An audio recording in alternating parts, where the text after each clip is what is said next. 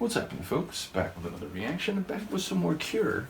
And we're back to finish the 1981 album Faith with the title track. I would note there is a second folder with bonus tracks and non-album tunes. We will go through perhaps an assortment of those, I'm not sure in the moment, and I do think there are already some ideas afoot, so we'll do what is right and then we'll continue on with the proper albums. Ultimately, that is my plan, to focus on the main albums. I remember I talked about this and people gave some different opinions, but yeah, with maybe a few exceptions for notable singles that are not on albums, I think we'll continue through the albums proper, as well as snag ourselves a Luca and put her up here and see what she does. But yes, the title track. So I feel like I've talked about the way in which this album has indeed spoke to traditions of faith and belief and either conformity to or divergence from such traditions and cultures, the perceptions that constitute being part of those groups and or feeling apart from them. And yeah, ultimately the concepts about aging and perhaps moving away from things in which you were taught and embedded as a youth has been part of this. So I would expect the title track to, if not culminate such themes, certainly speak to them in a very direct way. So I'll pick up what I can on a first listen, and I'll look forward to those who comment about themes in the comments below. But here we go. This is The Cure. The track is Faith from the album of the same name, 1981.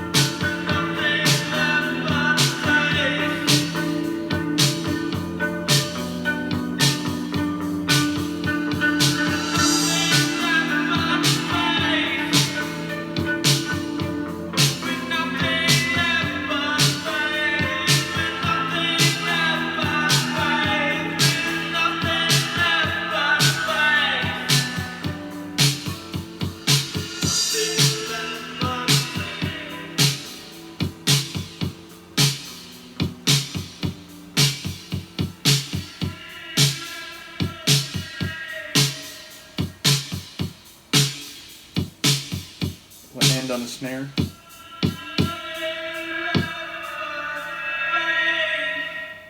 No snare. But yes, could tell it was subsiding and coming to an end like a wave petering out.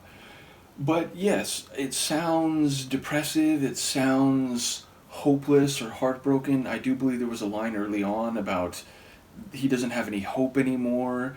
And if the only thing left is faith, then that means a genuine optimism, a empirical suggestion that you're going to find your way. It's all gone. The only thing you have remaining is just believing that it's going to happen. And if that's all you have, maybe you're not entirely confident, meaning people talk about faith often in a very positive context and the idea, well, I have faith. It's the rock at the core of my worldview and so on. But if you don't have other things to hold on to, well, then that's all you have. You just have this maybe nebulous, maybe ill-defined belief that somehow it's going to work. And that may not be a comfort in all situations. Certainly the sonic atmosphere of the tune sounds downtrodden, bleak, desolate.